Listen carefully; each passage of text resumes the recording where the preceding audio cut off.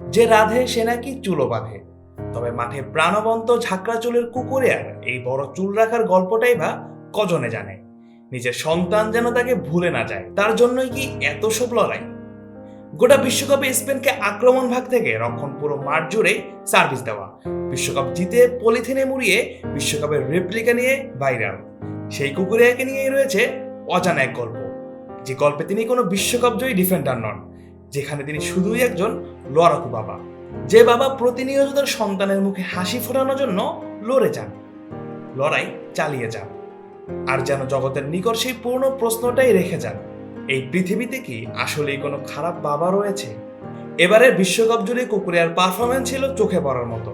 বা প্রান্ত থেকে স্পেনের অসংখ্য আক্রমণের সূচনা করেছিলেন তিনি, করেছেন দুটি অ্যাসিস্টও, আবার রক্ষণেও ছিলেন প্রায় অদম্য। পুরো টুর্নামেন্টে একের পর এক উইঙ্গারকে থামিয়ে দিয়েছেন, নিজের জায়গা থেকে সহজে কাউকে বল নিয়ে যেতে দেননি। কিন্তু ফুটবলের বাইরের এক বাস্তবতা তাকে প্রতিদিন আরো এক বড় লড়াইয়ের মুখোমুখি দাঁড় করিয়ে দেয়।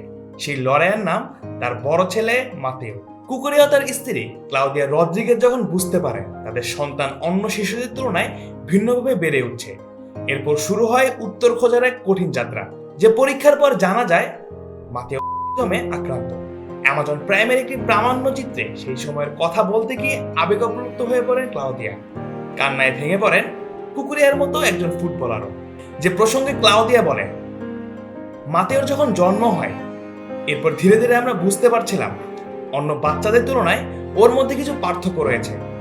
5+ স্টার রেটিং প্রাপ্ত দেশের সর্বোচ্চ বিদ্যুৎ সাশ্রয়ী ওয়ালটন এসি স্মার্ট কমফোর্ট এখন নেক্সট লেভেলে।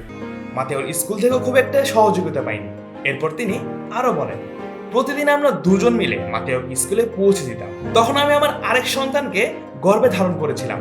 স্কুল থেকে ফেরার পথে প্রায় প্রতিদিনই আমরা কাঁদতাম। আর ছেলের এই বাস্তবতা মেনে নেওয়ার পথটাও সহজ ছিল না কুকুরিয়ার জন্য।